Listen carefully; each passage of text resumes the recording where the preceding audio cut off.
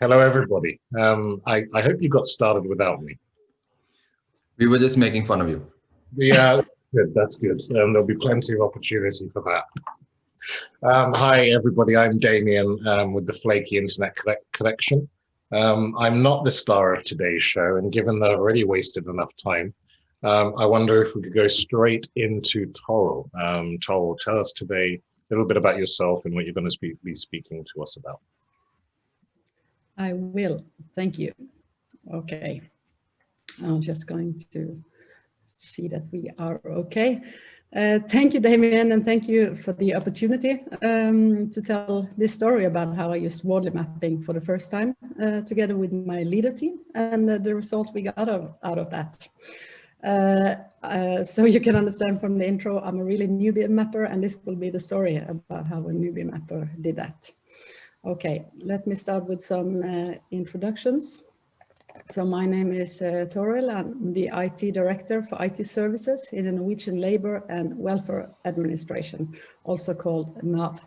And NAV is responsible for implementing Norway's policies on the labour market, social security and pensions. And we have quite a big responsibility. We pay out 1/3 of the national budget through 60 types of supports and benefits, and we deliver services to about 2.8 million people in Norway. And to do that, there is over 19,000 employees in total spread across the whole country in local offices. Also in the National Directorate, there is about 1,200 people, and 800 of this works within the IT department. And we deliver software for both enterprise solution as well as user services. We have a strong belief in working in cross-functional product teams consisting of people with relevant competence like business, developers, designers, and so on. Okay, so what brought us on to mapping? This year, we went through a restructure. This picture illustrates the departments and it illustrates that they had the responsibility for the product teams, for the people and for their competence. Then we organized into a classic matrix and we moved our product teams into product areas. A product area is a gathering of products and product teams that together work on one or several user journeys around an event in a user's life, in one of our users' life. So one event could be like having a child or getting unemployed or getting sick. All these situations would all be different product areas working to meet our user at the best possible way in that user's specific situation. So when the responsibility for the products were moved out to these product areas, which is owned by business, the new IT departments were built as competency departments and areas of expertise. And the main mission for these departments is to manage capacity and manage skills and learning. It will also be where people have their home base and their manager while they work in teams led by others. And this would probably be an organization form that consultants would find familiar, but for our bureaucratic organization, the idea of this in a big scale were quite new. But okay, so far so good. I gathered my extended leader group, now responsible for 180 people within 5 competence areas like team and project management, test, business platforms, core systems and support. And we had to define what our new mission were. How should we work with competence and people's skill set while we didn't have a saying in the task the teams were conducting or deep insight in the employees' day-to-day activities? How should we move forward? Where would we start? We needed to gather around a common goal, and I needed to align my new leader group. So I was actually so lucky to be on holiday in Thailand in February and had some time to read Simon's book on Wardley mapping, and I really liked the ideas. but I was nowhere in position to sell this in or try to teach it or try to do it on my own with my leader group. So I was on Twitter and asked for some help. And Twitter and Ben Mosher up in the left corner came to our rescue. And 2 days after I asked for help, we had a workshop where he taught us the basics of mapping.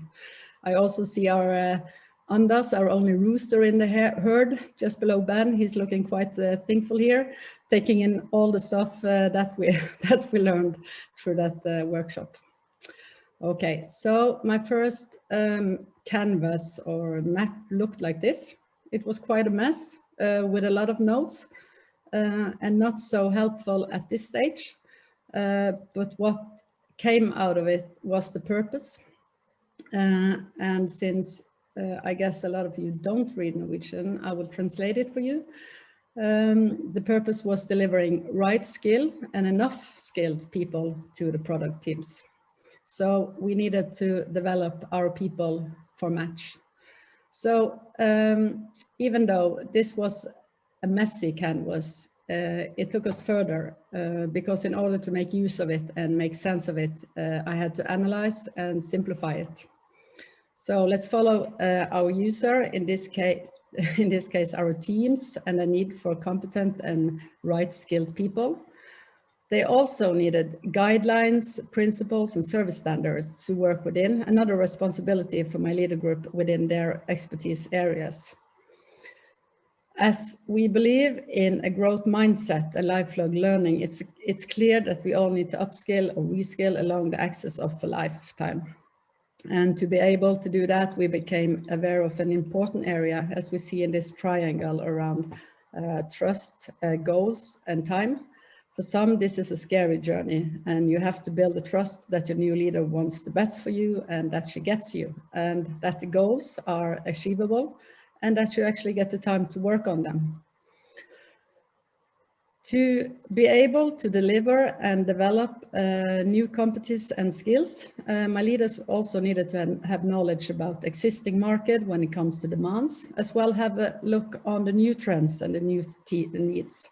Roles like artificial intelligence trainer, AI trainer, is a role that products areas not yet asks for, but I'm quite sure it will come, and then we need to be prepared. All the specific roles that are coming is a whole new map, so that I think we'll have to leave for another mapping session. But this map, the key in this map was actually not the pieces on it, but the one that were missing. Learning happens when you work in teams, so we had to somehow connect the teams with the leaders and their insight with our people, and also together develop the new and right principles. We had to be close on what was happening in the product teams. And we realized we needed areas for sharing and developing best practices, a competence platform to build on. Further on, you can see the evolution axis in the bottom, going from uncertain to known, accepted. So as a newbie, I had once again a question to the mapping community, and this time I used Slack and asked about the difference on learning in use and learning in operation. After a lot of good insight, I landed on that learning in use is when you learn while you do or build something for the first couple of times, while learning in operation is when the learning has been operationalized and set into system. And for our best practices, we want to move along this axis and this evolution axis and get what we learn to become a part of the way we work. But with that said, we also want to challenge the way we work by pushing new stuff along this way. So we make sure that we always learn and develop ourselves and how we work. So this will actually be a continued push for us. Okay, I cannot say that our solution and how we move further on came straight out of that map, but in the next week it worked somehow magically inside my head, and I came to the realization that we had to build a basic platform for our people working in teams. And here is really simple initial drawing of the platform. But we had to gather the knowledge we already had on how it worked and set the baseline so we can build on top of it with upskills or reskill programs. And we needed to put our learning into operation.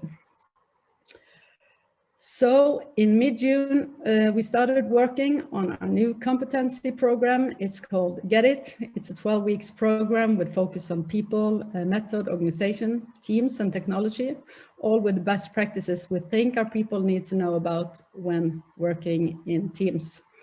And the program is getting really good feedback, and we are all learning along the way, and we're really proud of it.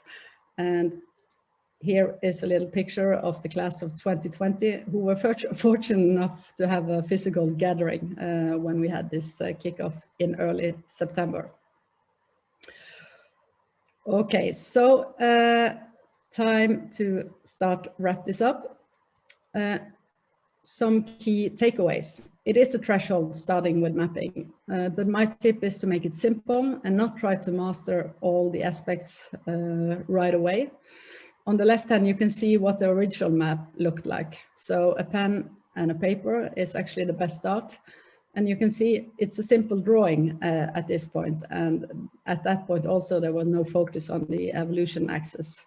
But that was still a good start, and that led us forward, even though we just used a small part of the universe of Wordly mapping.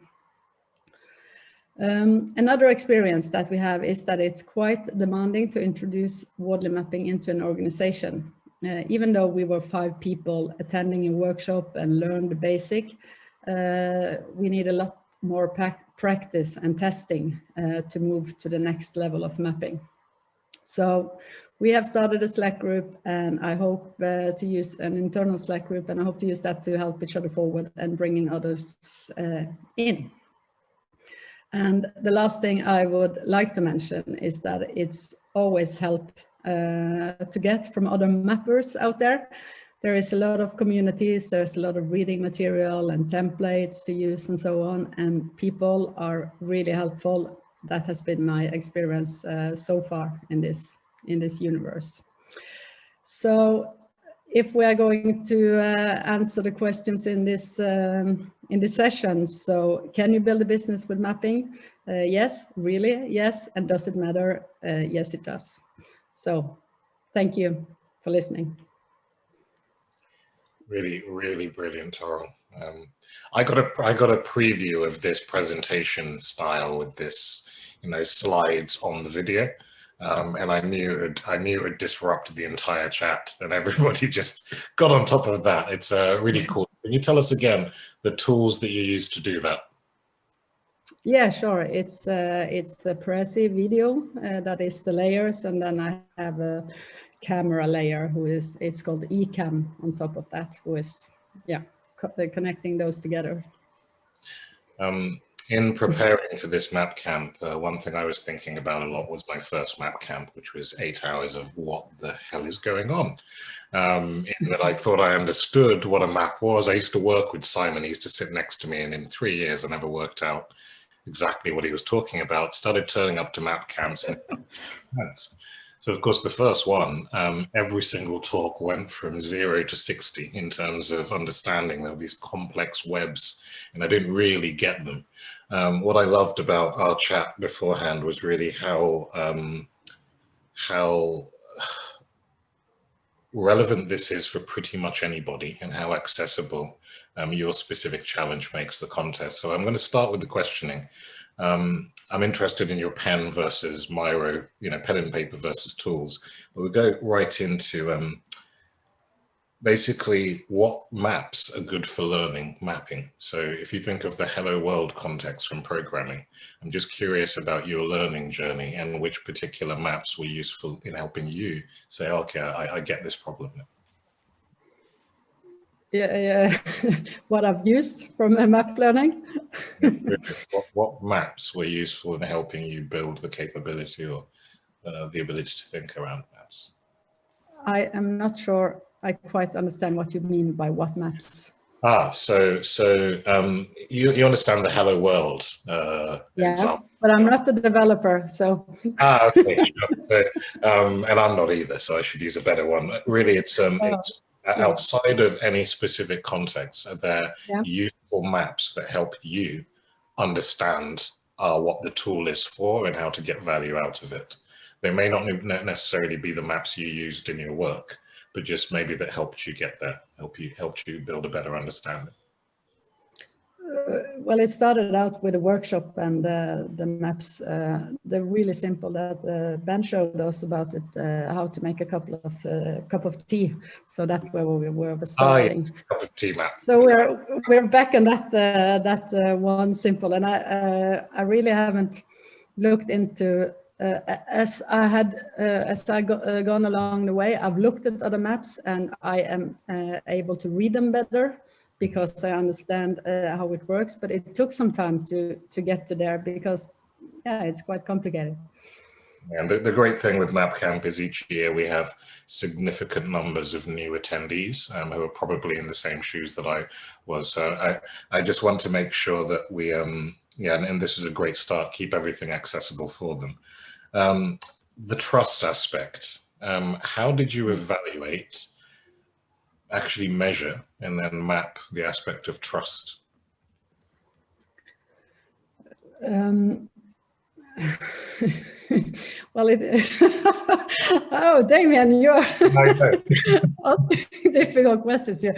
To talk about trust, it came up. You saw the messy canvas. It was a lot of notes there. So what I showed you now around trust and goals and times were kind of really compromised, not compromised, but put together, because that's the core of how we make people move forward, and that's the core in how we want to manage people. And manage is not a word I would use in Norwegian, because that had a bad effect, but how we want to evolve people and how we want to work together with them to evolve them and to go further. And we cannot do that unless we have a really good relationship with our employees, and that we together find out how to evolve, just both in the direction of what I want to do as an employee, but also what is the needs, and what does the product areas needs, and what do we think is new opportunities that are coming, because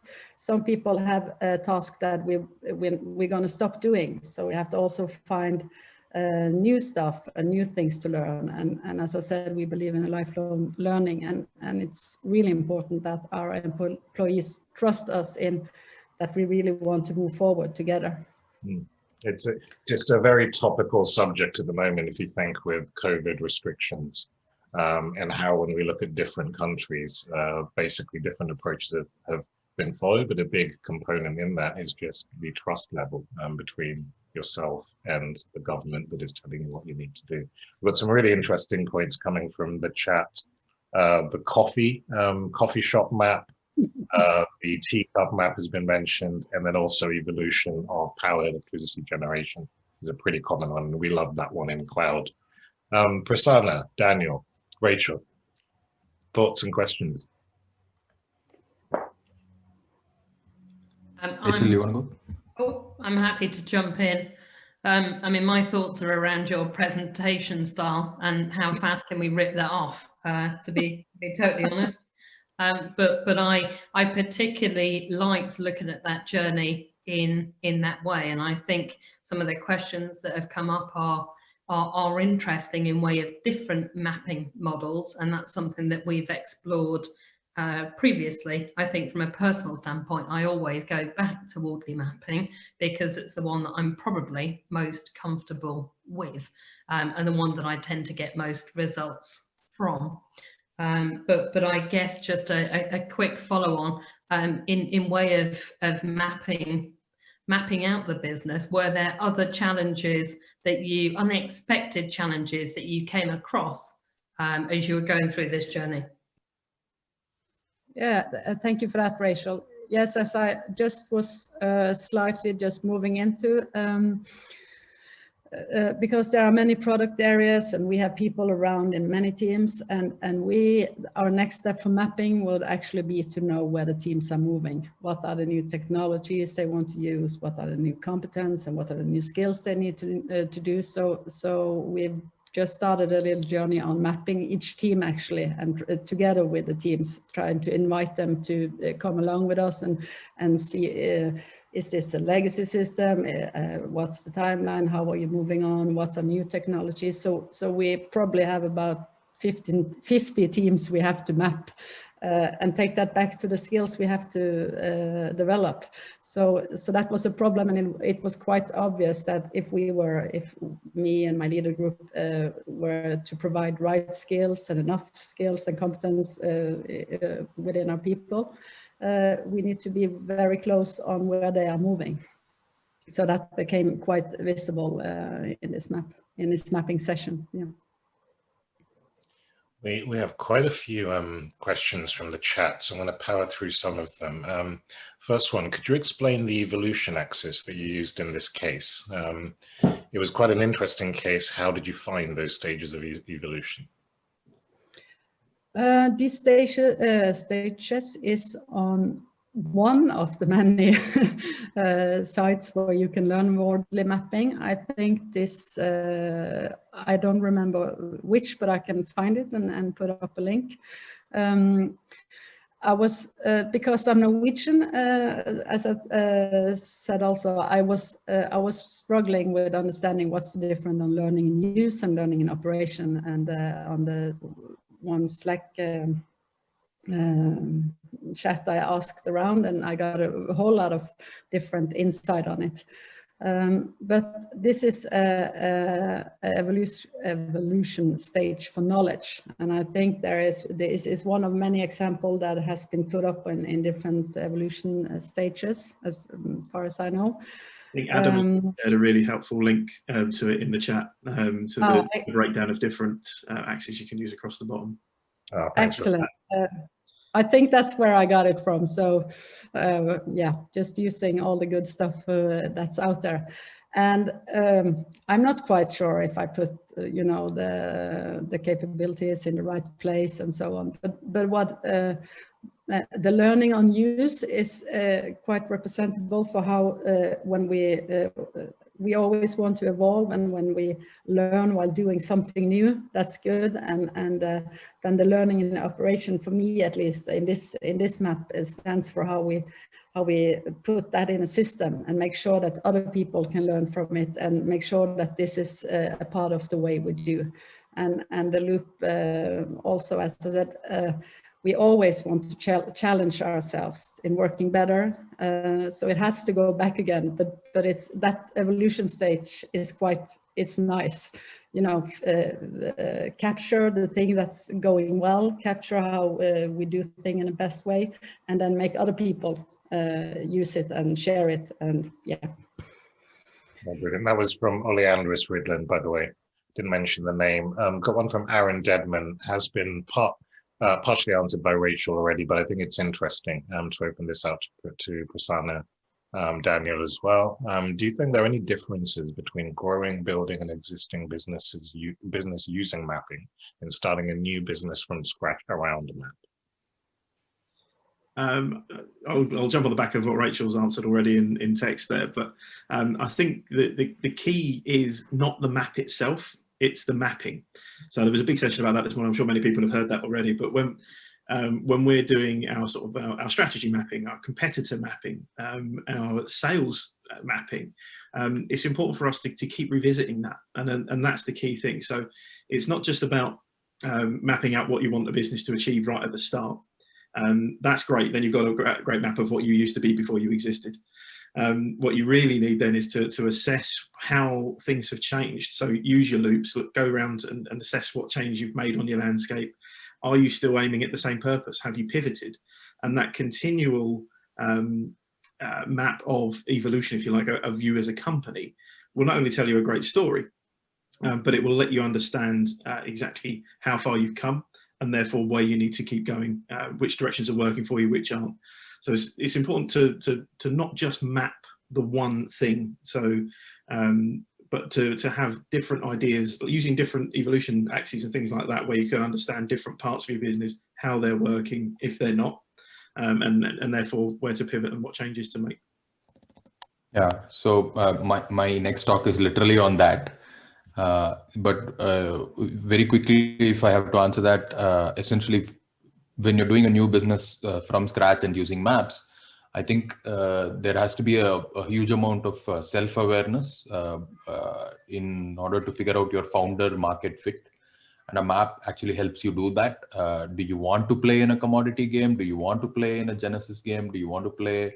So what are your attributes? What are you good at? Are you good at delivering a 5 nines availability? Are you good at doing things at huge scale, or are you good at innovating? I think that founder market fit is difficult to define, and using maps, we kind of help people realize that, look, you can play this game and you can play that game, or you can play this game, but which one is better for you? Which one would you be more skilled at? Which one have you done in the past? And therefore, which one has less risk for you was something that really was helpful in the early stages.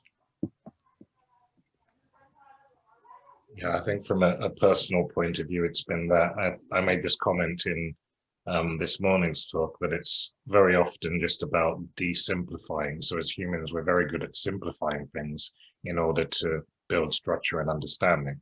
And when you do that, you very often take away components, take away considerations, look at the first 2 or 3 important things. And so the process of mapping just allows that focus and a group centrally focusing on an idea and remembering all of those other considerations that we desimplified. Yeah, really useful. So a couple more questions. Jonathan, is there one thing, and this is, I guess, is to you, Torill, is there one thing that you would highlight as being the biggest impact, or the biggest thing you got from using a Wardley map as opposed to another technique? The technique, I suppose, could be nothing versus any other sort of mapping or strategy tools that you've used. Yeah, I think the alignment on the user needs is probably the most important thing. As a manager, we don't, I know the product teams have a focus on that, but in our, for a leader group, it's not something we often discuss. What are our users? What are we delivering? How should we make sure that the rest are succeeding? So that took us through a good discussion in the leader group about who we were there for and what our users actually were. And we realized it wasn't only our employees, it was also the product areas that we had a responsibility to deliver to. Oh, thank you. A question from Shireen Farmi.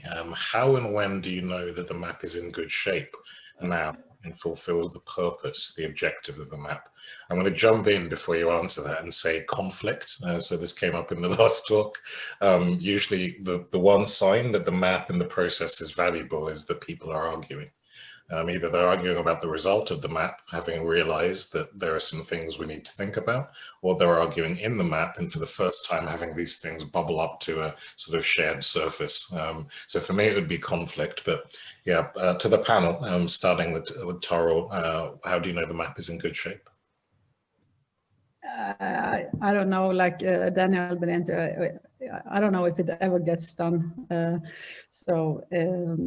But what I think so far is, okay, you map and you get something out of it, you get this envision of something, and then you throw it away and then you start over and map something new. So for me, it's not going to live so long when you first just put it down. It's better to throw it away and maybe do it again, because you will see things differently just the day after and so on. So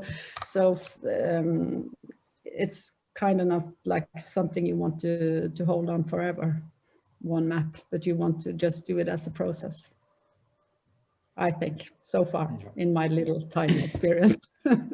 So for me, I think it's always been about, what's an incremental step that you can take today, tomorrow, right? And if you're able to get some clarity, because I work mostly with early stage startups. So if you have some clarity of, hey, what's not working today?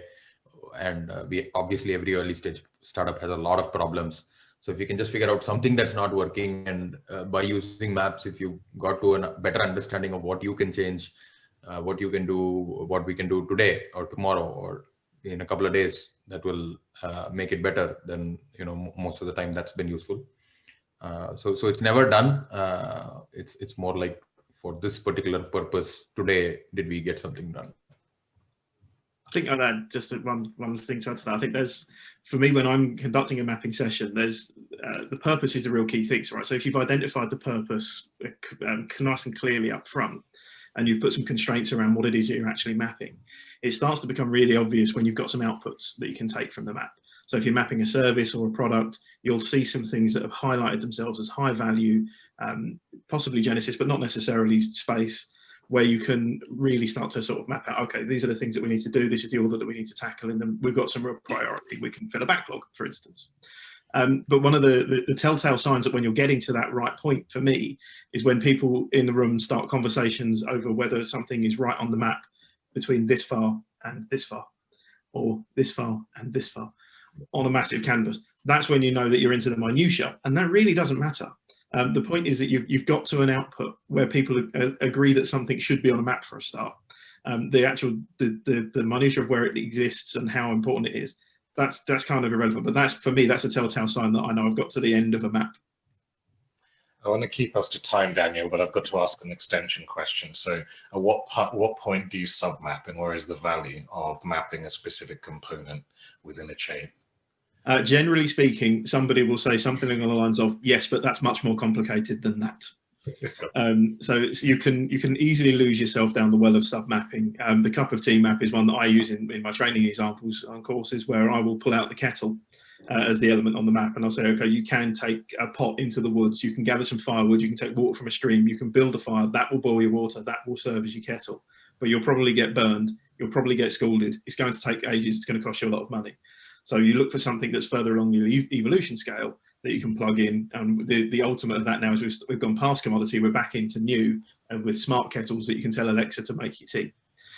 So you can get into that sub level where something is complex. Usually there's a warning sign when people can't explain what the component does on a map. Therefore, you probably need to sub map it in some way. It's just time that's because I think we could talk about this for a while. I've got a few sort of follow-ons onto that. We have next Prasanna. Prasanna, you have a talk for us today? Yes, and so I'm just going to start with Menti, with something a little bit interactive. So I'm putting in the link and a code. So if folks who are listening in, if you can go on your mobile phones or whatever to menti.com, use this code and put in the answers. I've only put in a couple of slides, but it'll be interesting to see what people in this audience are using maps for, and what are some of the challenges that they've had. If I could link just from the last point that Daniel was making, and if you can weave this in at some point, Prasanna. So when you're mapping for the component that's not there, the thing that you want to build, is ultimately that thing. If you could just help us with thinking around that. So you want to create a new business, which may be a service, or it may be a product, and you're using a map to determine what service or product to build. All right. Just give me a second. Somebody's saying this is not open for voting yet. Not open for voting. I am not sure why. Presentation is available. Prasad, you should know better to try something for the first time on a live platform. Can one of you folks try again? Because I've used Menti before. It works pretty well most of the time. So no. For all of us.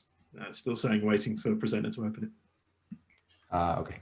I was opened it. Right, where it said presentation is closed. Is it? Right.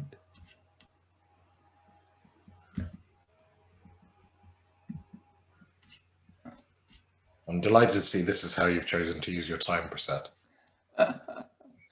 We'll skip this for the moment. I thought it was open, but let me just try one last time. And there's always the open chat. voting. Okay, cool. Can you folks see it now? Just trying. Yeah. There we go.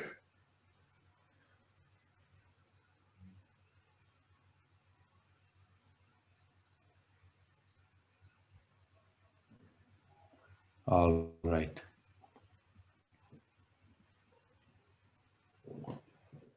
So it looks like most folks here are anyway using it for business.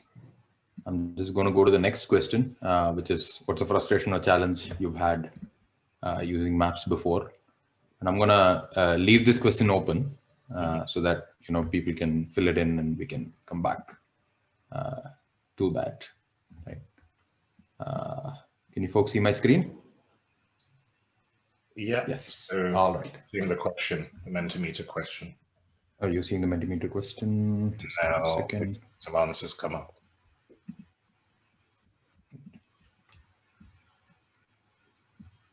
All right. Okay, so this is about me. I've been, working on maps for the last 2 years, I guess now. But I've worked with about 200, mostly B2B SaaS founders. Been in the corporate world before. So about where I work, so we help B2B SaaS founders grow faster. So one of the challenges in helping people trying to help startups grow faster is that, sometimes neither we nor they understand what should be grown, and then what does faster mean, and then which direction should we be going in to grow faster, right? So these are some of the challenges that I've been facing. And so what have we been using maps for? One is, what do early stage startup founders need, right? So in an early stage startup, what are the things that are needed to grow faster is something that we mapped out. And then we work with about 48 startups so far. And so helping them do their own maps for their own businesses. Last year, I presented on, mapping the venture capital industry. And we've also mapped our own business, which is helping all these startups, right? So this is a rough list of what we've used maps for. And so a lot of the times the questions that come while mapping with these early stage startups are also interesting, right? So I'm going to kind of use that lens to go through this. So first question is like, what is the point of mapping? Doesn't competition keep moving, changing things? Isn't my map going to keep changing? So why should I do something which I'm going to throw out anyway? And because I'm a very early stage startup, I barely have a product, I barely have customers. So how will a map help me? Isn't a map too static for how dynamic and agile we are as a business? And how do we use this to make team decisions? We're just 3 people. Don't we already know everything that each of us thinks about, right? So these are like kind of the questions that keep coming up again over and over again. So I've kind of narrowed it down to more of the questions of people applying maps rather than about mapping itself. And so it's been a fun ride trying to answer these questions again and again. And we'll come back to some of these questions as well, right? So I'm splitting this into 2 parts. Very, very early stage, pre-product, how does mapping help?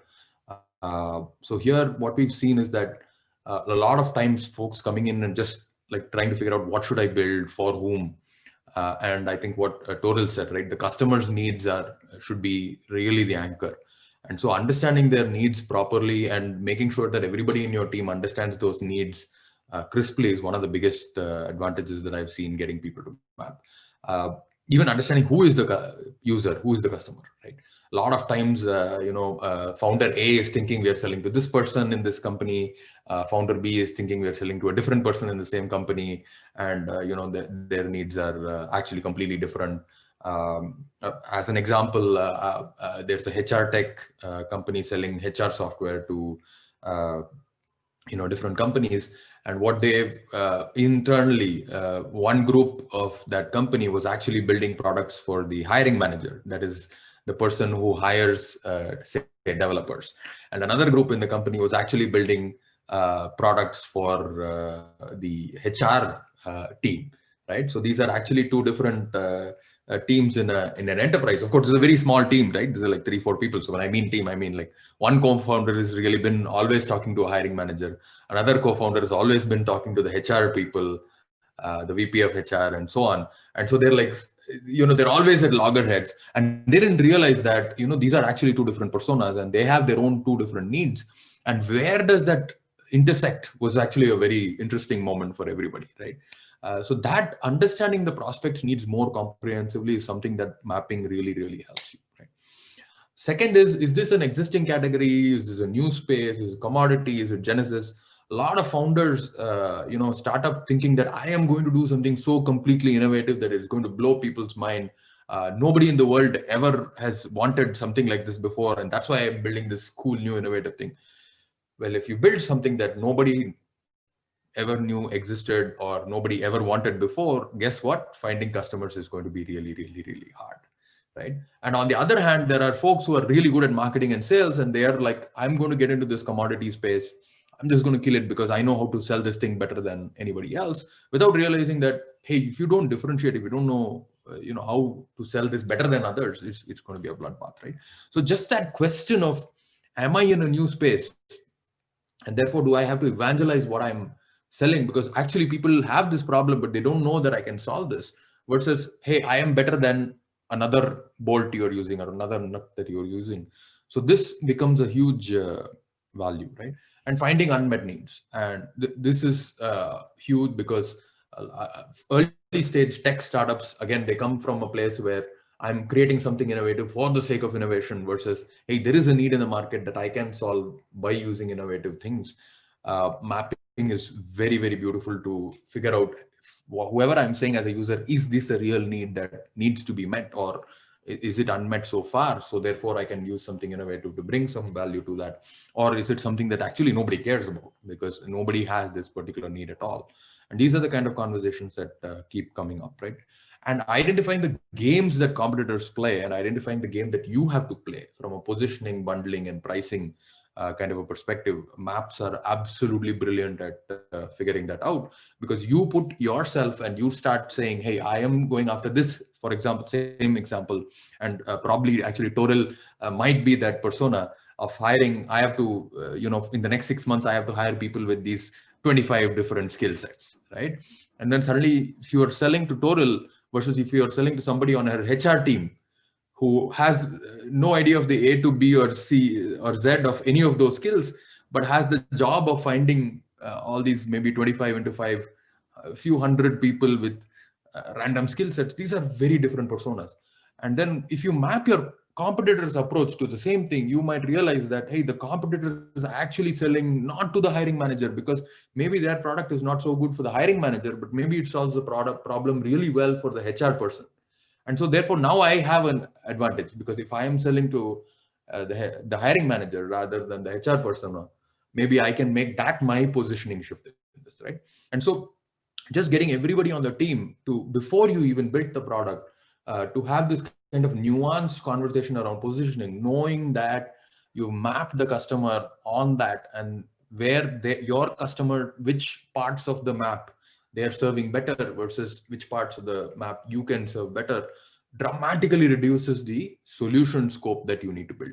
So if I know that all my competitors are going after the hiring manager because for them it's easier for whatever reason, but I'm just going to go after this HR person because that's what's easier for me, can improve your chances of succeeding in the market at an early stage. You can improve the kind of conversation you're having with these people.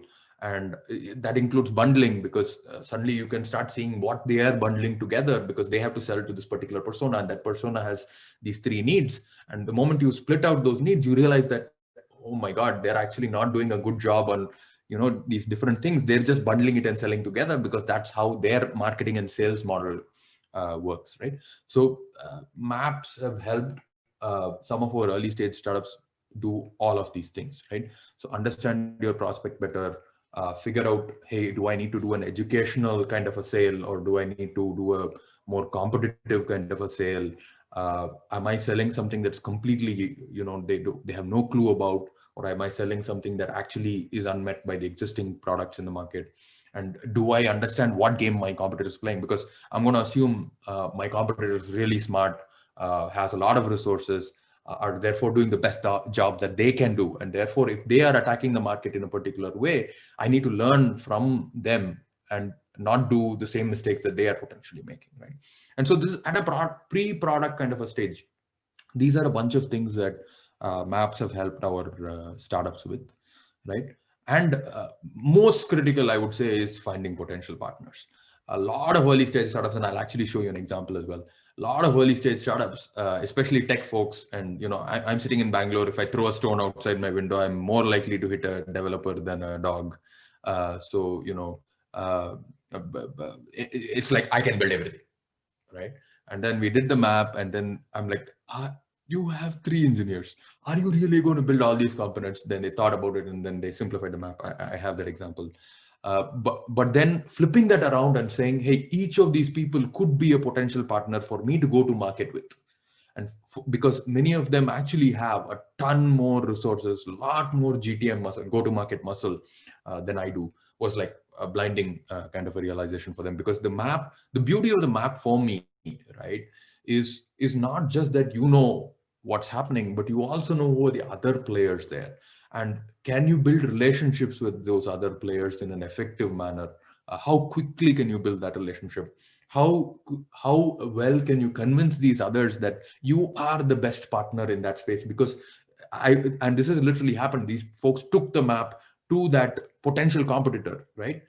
Made them into a partner, showed them the map and said, look, we are only focusing on this bit. You folks have already built all these things. Can you help us sell this? And they were like, yeah, sure. Now it makes sense, right? So these all things were like pre-product, very early stage. And building with potential partners means that you can become very, very efficient as an organization. Because if you don't have to build everything, if you don't have to sell everything, then you can stand on the shoulders of giants. Their reach can become your reach, right? So literally, I'm not joking. This was the map that they drew on day one when we told them to draw the map. I think it took about a week. As you can see, a lot of the stuff that they were doing was already commodity. A lot of the stuff that they were thinking of doing was already product. All the stuff that's here in product was being done by 3 engineers, right? And so what is the quality level that you can achieve? And the names don't matter, right? What exactly it is doesn't really matter. But obviously, if you have 3 engineers doing all this stuff, none of it is going to be great. It's all going to be okay. It's just going to work. But do we really want to focus on that, right? And so this year, they've really simplified it. Most of the complexity that you saw on the right side with respect to that was commodity and product is now stuff that they're just using. They are really focused on the top left now. And their 3 engineers are much happier now because they're working on a far fewer, lower number of components. And one of the things that I told you, one of the things that these folks are doing, actually, they're solving a need which is just emerging. This need doesn't really exist so much anymore. So they had to create a certification kind of a program to help their customers, to help folks in their customer understand, hey, this is something that actually can be solved now. And therefore, these are the ways, best, good ways to solve it. And so that certification is something that they are getting money from. So they're actually earning money by certifying people who are then using their system and then evangelizing their system and putting it on their LinkedIn saying, I'm now certified in this and so on and so forth, right? And so without mapping, so it's not easy, right? So once they did this map for another 4 weeks, they were still convinced that they were doing the right thing in having 3 engineers develop everything in the product access here, right?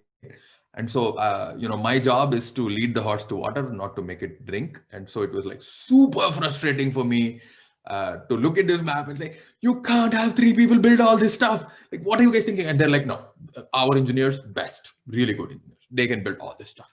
Right? And then after a few months, they're like, it's okay, we'll focus on a few components. And then they saw the benefits of that, especially in the partnership side, where they were able to take this. It was not this map, it was a previous version of this, but even with that, they could see that, hey, now I can partner with this person, and this person who would have before been a competitor, right? So the next set of things is when they're growing, right? So influencing customers on build versus buy. This was beautiful. This was really beautiful. So they had built a map. They're going into this boardroom. So this is literally a CFO sale, and bunch of the board members, CXO level folks are there. And this is a very large enterprise in India, probably $250 million to $1 billion in revenue. And so those folks are saying, hey, we are going to build this ourselves. That's what we do, right? And so this is a small company, 7 people, 8 people at the time. And so this guy goes up to the whiteboard, draws the axis and says, look, in the US or somewhere else, whatever you folks are thinking about building is already available as a product, very comfortably as a commodity. If you build it, you will be doing what US companies were doing 25 years ago. Is that what you want to do? And obviously I'm shortening the conversation quite a lot, but this was like a 5-minute conversation that they had. And these folks were just completely blown away because he was able to name the companies in the US, potential competitors, all of those people, and saying, look, if you do this, you will put in so many people, so much time, and build this. And that's what your developers would have told you. But guess what? We are going to be much more domain experts on this. And therefore, they actually put in a component on top and said, you can focus on the stuff that's good for you, which only you can do, and we'll focus on all the other stuff. And that was like a huge turning point for them. So after that, before that, they used to dread build versus buy conversations because it would be like, really, there's an internal champion, so who are you going to fight against, and so on. With the mapping in place, they could show internal champions of the build model that you don't want to build something that was built 25 years ago by someone else. You want to build something on top of those things and add more value than you would add by building some random stupid things that we as a SaaS company should be building, right? Because we are expert at that, right? So that was beautiful. Converting competitors to partners, many of them have done that. One, by first figuring out what they themselves are doing, should be doing less of. And therefore, suddenly some of those folks are not competitors anymore because you're not doing the same thing as them and you're doing much less. Number 2, once somebody is not in that sphere of value add where you've identified who you're value adding to and what you're doing, in many cases, those could become vendors for you and therefore take you to market instead of competing with you. And that's added value as well. And so again, without mapping, they would not have identified which of those folks they should continue to compete with and which of those folks they should convert into competitors. Right? And this has happened for many of our startups. And it's been fantastic to watch because for us, we help in building, in founders, building capital efficient businesses. And so if you want to build a capital efficient businesses, if a partner is able to take you to market and that partner is literally 100 times bigger than you, A, you get credibility, B, you get the right doors opened in that market, which you would find very hard to knock on, right? And so that has been like superb in terms of capital efficiency for many of our startups, right? And competitors could be your go-to-market partners. And a small flip on that is you pick who your persona is and you try to figure out what other needs they have and who else is serving those needs. And those could be your go-to-market partners as well, right? And so that again opens up a very nice canvas of ways to find more partners, right? And of course, bringing clarity between founders, marketers, and product teams. As the company grows, as more people come in, does everybody understand what the mission is, right? And a lot of our companies have started off onboarding new recruits with a Wardley map, saying, hey, this is the map, this is the persona we're going after, this is the need that we're serving for them, these are the teams that are there, these teams are focused on these places, this is what you will be doing, this is what you will be delivering. And that's been much more effective than anything else, right? And the last but not least is once they start serving these customers, they start identifying better needs to serve, which are higher value, right? Higher up in the value chain. And when they started doing this, it's been again fantastic. Like mind-blowing example was one startup that started off with a pricing of $499 a year dollars. Today, they have customers who are paying them $180,000 a year for the same product, right? The product has not changed much, I can tell you that, right? But the way they are positioning it, the problem that they are saying that they're solving now is much more higher value to a certain set of customers, certain persona than others. And so on the one hand, with the map, they really narrowed down who they were selling to, including the market, including the segment, including the persona.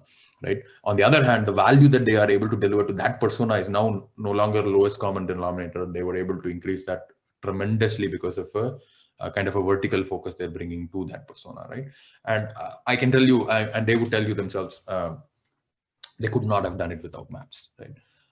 They could not have done it without maps, because otherwise everybody in their team, one person is selling to the HR manager, one person selling to the hiring manager, and you think you're selling to the same customer, and so you end up building a lowest common denominator for the HR manager and the hiring manager, and that's a shit way to make money, right? You can't make money like that, because you're just building what everybody else is building. But the moment they said, we are only going to focus on the hiring manager to start with, and the hiring manager should get $100,000 of value, and then maybe there'll be 3 other personas where we'll add $50,000 of value, and that whole thing can become like $200,000 of value. Suddenly the whole the product is not more complex. In fact, the product is probably simpler than it used to be, but it's adding a tremendously large amount of value to the customers, right? And so this was literally one of the early maps for one of these folks, where they were selling to marketers as the persona, and this marketer persona was like an all over kind of a marketing persona, right?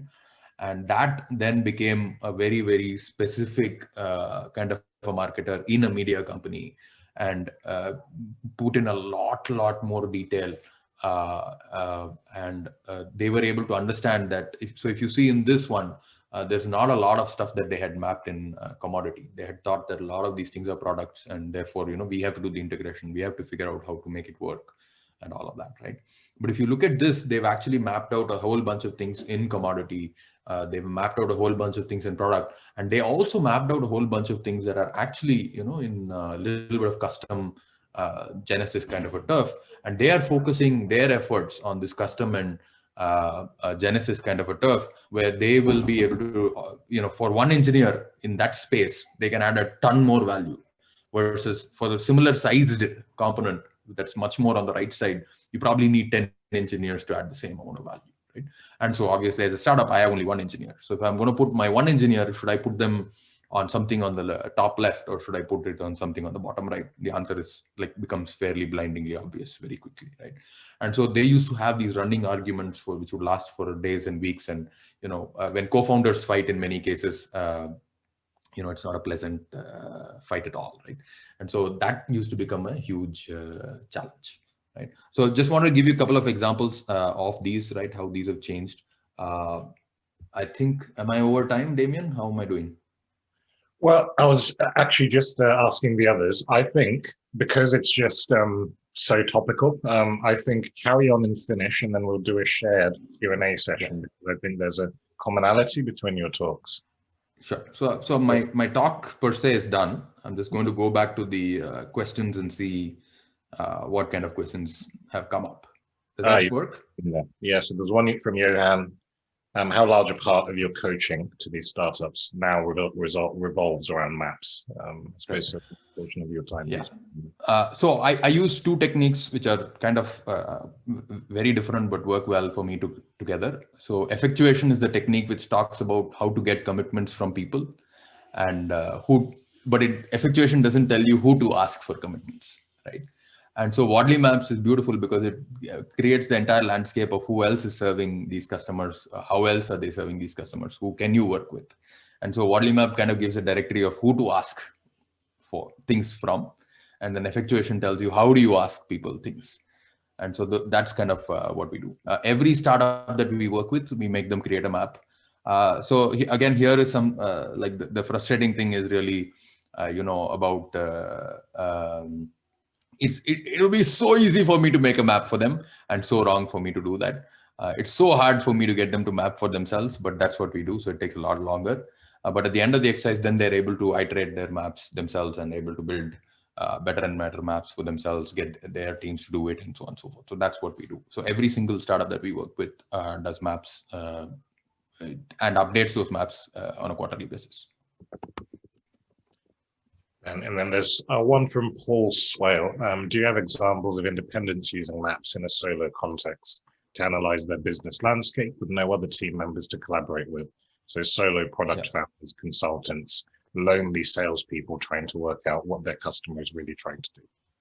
Absolutely. Yeah. I think, I mean, it's not about the team kind of a context, right? It's about, for me, it all comes with the value to the customer that you are delivering. So if you know who is your customer, if you know what value you want to deliver for them, that's the anchor for the map. And if you have the anchor for the map, then you can build the rest of the map around it. Actually, like I think in one of the previous talks as well, right? Identifying that anchor for an entrepreneur is hard, whether they're a team or otherwise. Once that anchor is identified, then it becomes much easier. And it's not about doing it alone or not. If I think what would be wrong is if many founders, many solo folks, right, they try to build a map of reality in their own heads, and without having any conversations with the actual customer, that's where a lot of things go wrong. So if you have a customer to talk to and you're building a map of their reality as they express it, as they speak about it, then that's not a solo activity. Brilliant. Thanks, Prasad. So much in there. Again, with these talks, we could probably do an hour of just question and answer. And I'd probably take up half an hour of that myself. Before we go into Rachel and Daniel's talk, just a comment, even in $100 billion software companies, that discussion of who are we selling to is a constant issue, especially where in larger organizations you have this division of labor issue where what is it, one job in one person in a startup is 10 or 15 people. And so are we focusing at the strategy part of the GTM team, or are we going to the salespeople who are actually trying to do the product, or are we working through the partners? It's really, really interesting challenge. So, and really good on timing actually, Prasad. I thought you were taking us over, but we've got just the right amount of time for Daniel, Leakey, and Rachel Murphy. Please introduce yourselves and let us know what your talk is about today. Brilliant. Thanks. So I'm Rachel, and we're going to talk to you today about mapping a business for sale. So we're going to do a bit of a double-hander between myself and Dan. So in way of providing a bit of background, Dan, if you can just move us on to the second slide. So from a personal standpoint, I've been mapping for the last 7 years, and I've actually had the privilege to be at the last 3 map camps. And we were lucky enough to convince Simon to help out with different and work as an advisor for us for a 12-month period. And over the years, I've used mapping for creating situational awareness, whether that be businesses, departments, or IT functions. And have created opportunities, therefore, for cost-cutting, consolidation, and transformation. And when I first left the NHS, I actually built a map, going back to some of the questions from earlier, and that map was about whether there was space in the market to build a business like Different. And then a year later, I mapped again to look at the competition, and then in the last 12 months, we used it to explore potential buyers for Different. And this is the purpose of the presentation that Dan and I are going to take you guys through today. So in way of moving on to slide 3, it's an interesting process selling a business at any time. But if you add to that the fact that we're in a pandemic, and from a personal standpoint, I had absolutely no experience of selling a company, but having just completed on a new house, it's worth saying that, the new house felt like a bit of a DOS compared to the due diligence of actually selling a company. So I think that just puts into perspective the complexity of that whole process. And if we move on to the next slide. So in kind of going all the way back to the start, and I don't know whether this slide shows my age, but 18 months ago, I was first approached by a company who were interested in buying Different. And at that time, we were probably 18 months old. And I would liken that to how I felt when I was offered a new contract. And as somebody who was an interim and contractor for 20 years, I kind of really needed to sit with that feeling before even considering it. And the bits that, you know, were really important to me were about, you know, the absolute right fit for different. So we needed to be bought out by a company that truly aligned to our values, and not just somebody who was willing to, you know, to pay what we thought the business was worth. And the reality was we had absolutely no comprehension of what the business was worth. So we had to kick off the process of getting an independent valuation. And then over the next 12 months, a further 2 companies expressed an interest in buying us. And we started high-level discussions with all 3. And if I move on to slide 5, I think this probably sums it up best. You know, at first glance, those offers very much look like apples for apples. And what we really needed to do was compare and contrast. A lot of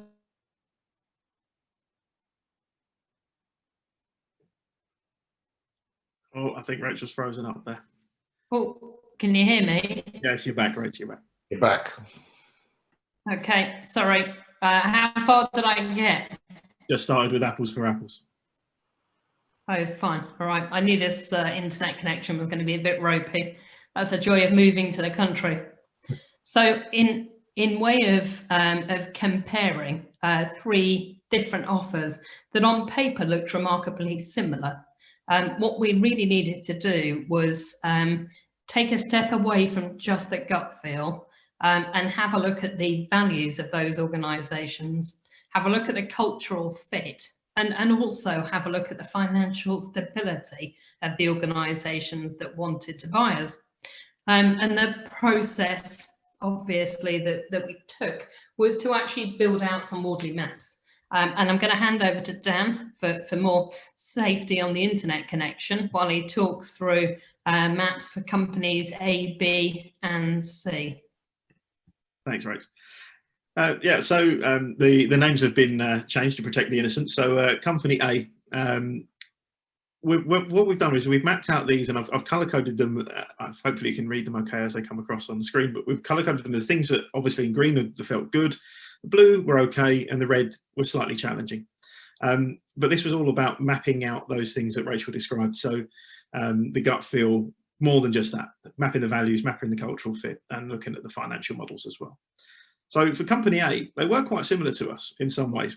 A really good senior team, a great network, focused on health and social care, which is exactly where we are. Financially, a really great future order book, absolutely sound based on their customer orders. Values-wise, they were really quite similar to us as well. A good tech for good mindset, for instance, but culturally, reasonably different from us. If I was to draw some analogies, different was very much t-shirts and trainers as opposed to suits and ties. And so it would be a change for our people in that environment. Crucially though, they're a very different business model to what we had. They worked very much in managed services, and their focus was really on infrastructure, production and live environments. And their approach didn't necessarily feel quite as user-centered as the real highly user-centered focused approach that we would always take. So company B, they were very much focused for us to remain focused on health and social care. And that was a real highlight for us. They got the public sector at the heart of what they do as a business, which again, very much aligned with us, and they're very user-centric. And I think the big difference between company B and company A was this was very much user-centric as well. So all of those things ran really true for us. They aligned well with our values, and the culture of our people would fit perfectly in with this. Wasn't all good. They are a relatively new company, so that does present some risk, and we have to recognise that. However, we have an appetite for a certain amount of risk. Having been a startup, and having that startup mentality as it's described for the last 3 years, it wasn't a massive departure for us, so that felt kind of okay. One thing that would be new was there would be competition. So this company operates as a group of companies, and we would be competing with, as opposed to against, some of the companies in our sector. So that was new for us to manage, but we were very familiar with our competition because we had broadly mapped them regularly during our startup journey. Some of our competitors we knew better than ourselves, I think it's possibly fair to say. And now that we're aligned along, potentially aligned along with them in Company B, that felt like a really good, a good feeling thing. Definitely not a red flag at all. One of the things that was really different, and the only sort of pink one on that slide there, as you can see, is they were AIM listed. Now that brings with it some much tighter financial reporting controls, new ways of operating for our finance and ops teams, and having to tighten things up and be a lot more focused when it comes to that element. So that was definitely new for us and something we had to be aware of. Company C, primarily a product company, so a very different model again. They did work within the NHS, they do work within the NHS, but that's not the core focus of their business. The NHS is part of their business plan, whereas ours is, we're very much health and social care focused, so we're very much focused on NHS in the UK. This company had visions of their business being much bigger abroad than it would be in the UK, and the NHS being a way to open international markets for them. Very much focused, this company, on their product and the capability of their product, which as a product company you would absolutely expect them to be doing, and that's correct for them. But their ways of working weren't quite aligned with ours, not necessarily as user-centered. Obviously, as I said, much more focused on their product. Very much of a comparatively waterfall approach to what we do. Sort of, you know, a low number of releases a year, whereas some of our products with our customers, we like to release multiple times in a week. So the alignment of the principles didn't feel quite as good as ours. So when we map these opportunities in this way, that allowed us to do more than just go on the gut feel, okay? So, or by just running the numbers, it wasn't just a pure finance decision. What we could do once we've mapped and we could look at those maps was we could apply some criteria to what good looked like and how it would work for us. We could put some measurements in, we could understand how one compared against another correctly. We could clearly see where challenges might be for us within each offer. And importantly, that allowed us to think about where we could exist within the context of all of these new companies. So evidencing our feelings, measuring where good sits, understanding what stretches us, and mapping where we'll fit. Those 4 bullet points really sum up exactly what we were able to do with that. So Rach, back to you. Hope your internet's working up. You and me both, Dan. So in way of just summing up, the company that bought Different is a company called Panoply, and we've been part of Panoply for 4 weeks now, and I'm still CEOing, and the wider team are really happy with the decision that we've made, and I guess, you know, it's early days, but 4 weeks in, the map seems to have worked. And I often talk to my team about the Ronseal effect. And this is probably a phrase that may not translate globally. So I'll explain.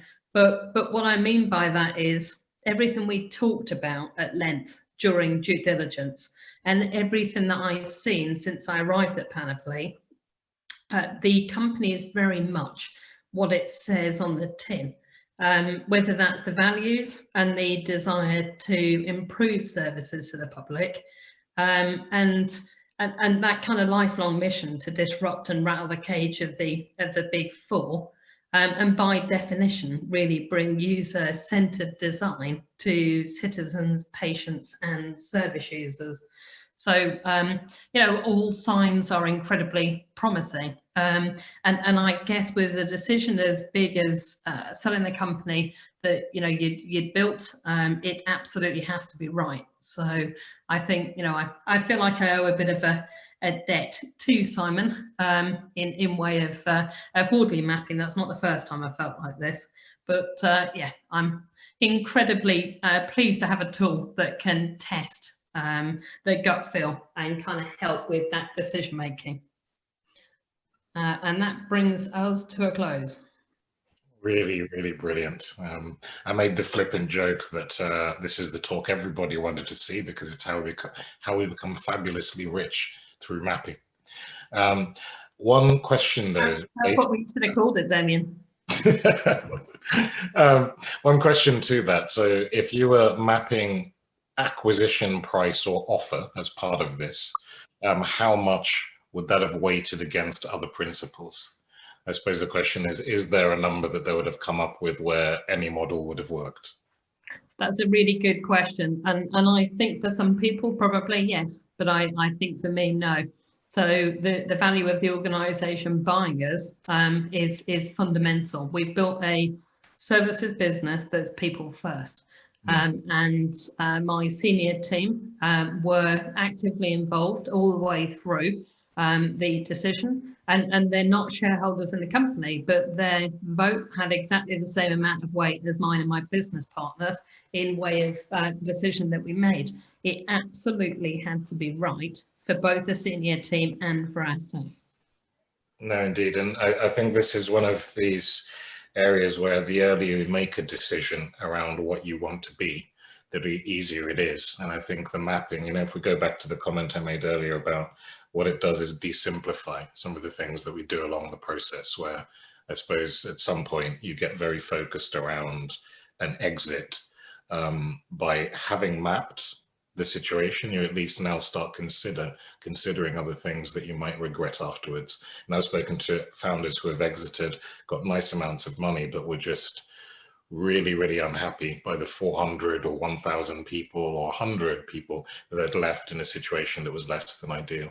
So it's really nice to see this kind of thinking actually going into a sale or acquisition play. I'll open it up. Questions, thoughts to the rest of the panel? And we've got loads of questions here in the chat as well. I'm going to say, Prasanna, I'm sure you've got a question. Absolutely. So for me, the interesting thing, Rachel, is you've been using mapping like for a long time. Like you said, you mapped what you were going to do for your customers. You mapped your own business. You mapped your competitors. Now you map the exit as well, right? So looking back at the first time you mapped for whichever customer persona you picked, to now when you exited your business and you're looking at what your business is doing as a business, right? How different has it been? How much has it evolved? That's a great question, Prasanna. So the one thing that we mapped early doors, and Dan can talk to this as well, was two areas of the business. So business change and delivery. And we thought the work would flow from business change through to delivery, but the market dictates. So you can map as much as you fancy, but the market dictated it was delivery-based work that was going to drive that activity. That was 3 years ago. What we're seeing now is a shift in that. So it's the more strategic approach, and it's a business change initiatives. And right at the outset, of course, we'd mapped it. We wanted it to happen, but it's not a bloody mythical thing. You don't map it and it comes true. It's not Jumanji or whatever that film is. But it's kind of it's interesting seeing how it plays out a couple of years in. And the interesting bit for us now going into a group and a larger group is there's 450 staff across Panoply, and they're heavily acquisitive. So we're actually mapping ourselves and the other businesses to understand how we will integrate best, and using it as a tool across Panoply to bring the strengths of each company and really understand. Everybody will always feel that they are brilliant. That's human nature. But I think getting that judgment without the emotion is certainly the next task on how do we arrive at Panoply and bring some of the skills that we've been using for a number of years now into the wider business. It's a follow-up question to that, right? Now, if you had to think about, you drew that first map and that got you, say, an exit of, X million.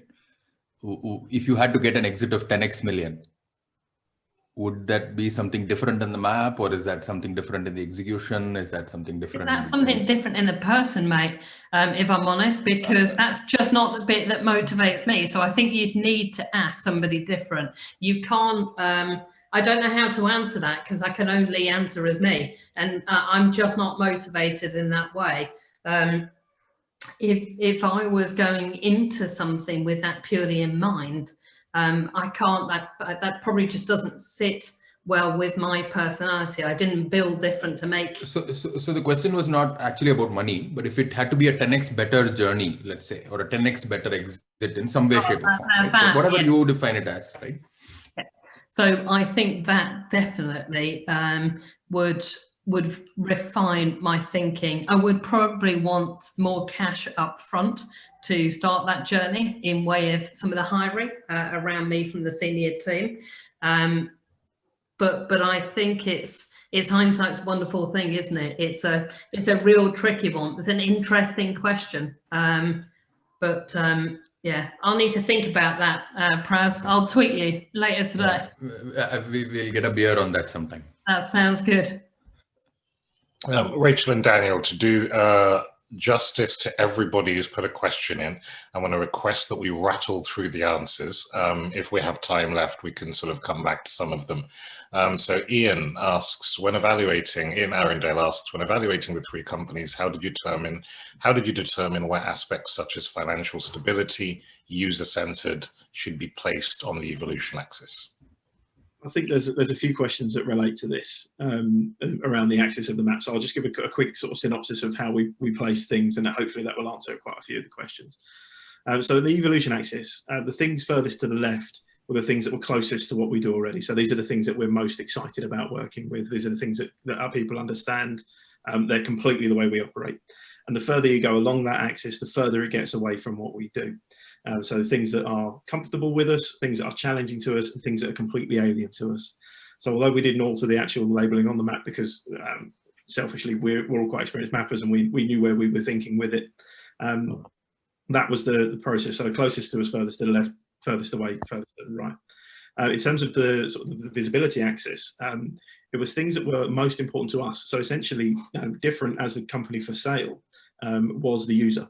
It was about getting the best out of different as a company, so making sure that it met our needs. So the things that are most valuable to us were higher up the scale, and that's thinking behind the layout of the maps. That's a really great answer, really concise and clear.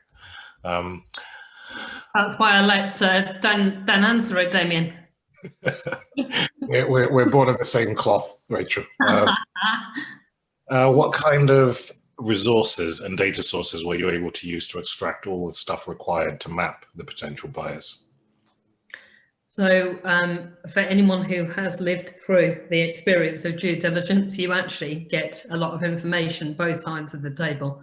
And so we looked at previous acquisitions that they'd made. We looked at P&L. Certainly one, if not two of the companies were listed, which means a lot of their stuff is in the public domain. We spoke to a lot of companies who had been acquired and to individuals within those companies. So we did probably, I wouldn't say quite as detailed a DD as they did on us, but we did a pretty thorough job of understanding who they really were, not just a competitor view of them, which is sometimes skewed, especially if you've recently lost work to some of them, which we had as we went through the process. So a shout out to our now sister company, FutureGov, but we'd lost a couple of deals to those guys as we were going through the process. So you kind of don't want that to skew the view, but you need to take some of that into consideration. Well, that's great. Rattling through, we can come back if we need to. From Manish, what is one mistake or misjudgment that you made despite mapping and doing due diligence? What was the learning from that event?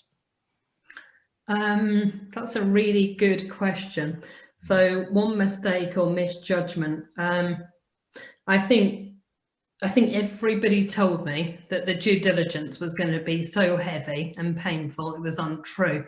And I couldn't comprehend it would be that hard. And I'm somebody who doesn't like being on detailed stuff, Damian, for an hour. So I had like months of it, and I think it was that. So despite hearing it was going to be bad, and I've subsequently likened it to having a baby, which I've never done. But what I said is it was so painful going through the process, and I haven't really thought about it since, because what I heard they were like has been reinforced when we've arrived. And so I haven't needed to dwell back over it. If I was needing to manage the relationship with Panoply from a shareholder agreement perspective, they wouldn't have been the right company for us. Yeah, and I suppose you don't start with a totally blank canvas. It's who's in play with an offer. I bet if we flipped the question and said who would have been your ideal acquirer, that may not have been who resulted if we looked at the broader open world. It's a great question, that, actually, because as we went through the process, I had a gut feel on who would be the acquirer, and that didn't transpire to be. So you can't, that I guess for me is where you test your gut feel against the rest of the data sets, and when you start to plot it, and also some bias and perceptions you have, they change as you understand more. Well, Daniel bleeped their name out, so we won't name and shame them here for their mistake. Bartos is asking, and sorry Bartos if I pronounced that wrong, was the evolution access related to how much they mastered the concept? So for example, user-centric approach, is it in Genesis stage or well understood and represented in the org? Yeah, so a user-centered approach will be closely aligned to us, so that's something that we'll be comfortable with, and it's very important to us. So when it came to mapping that, if their approach was completely different, then it would be far out to the right for us. It's still highly important to us, so the further away from our concept it was, the less likely it was going to eventually find itself on a green post-it once we color-coded it. Okay, and brilliant. We've got one question left with 2 minutes odd to go, or a minute. How much of your team is familiar with mapping? Is it part of your conversations with the entire staff? Are all teams mapping each area of the org? I'd like to say yes. I don't think it's something that we do every day. I can't pretend it is. It's, we've got lots of busy teams. What I would say is that our entire organisation is exposed to Wardley mapping. We've got a set of sort of business change specialists within the organisation who can deliver Wardley mapping for clients.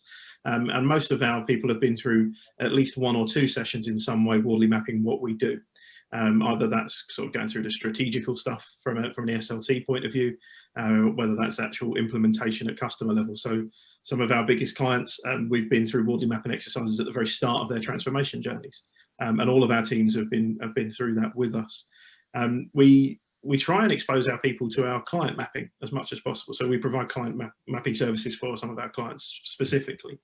And we try to bring in as many of our team as possible to help us facilitate that, so that it's not just the cluster of business change specialists at the heart who have this, and we widen that as much as we go.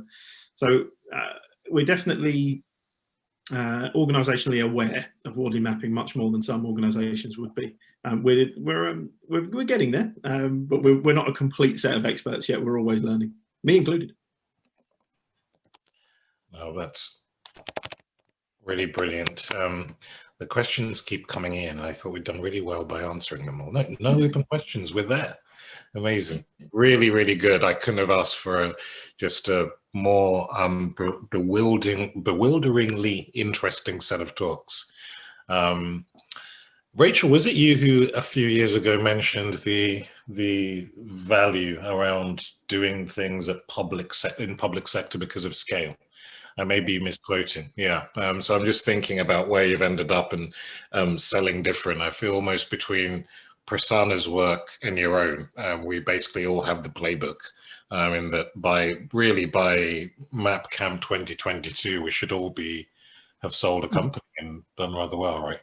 I think it's a pre-reg, either that, Damian, or we all put our skills to good use and help the various governments challenged with the current situation to find a way through that. But yeah, I mean, I think it's an amazing skill set to have, and the uses are just so vast and so wide.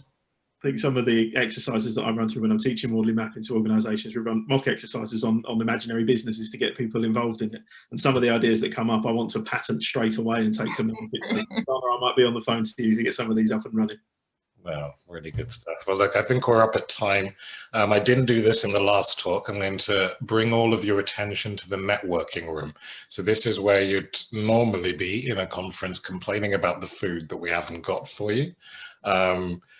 Talking about the annoying host who talk too much during the presentation, feel free to go in and basically sling your mud there. You might find that, you know, there's some really interesting people. I mean, I see familiar faces and familiar names, sorry, in the chat here. I really think that the quality of people that we've got, you know, both in the audience as well as speaking is just fantastic. So I would encourage you to take the time to go and meet some people. But thanks so much, Rachel, Daniel, Torill, Prasanna. That was a really, really good hour and a half. Thank you. Thank you, guys. Enjoy the rest of the day. See you on Twitter. See you on Twitter. Bye-bye.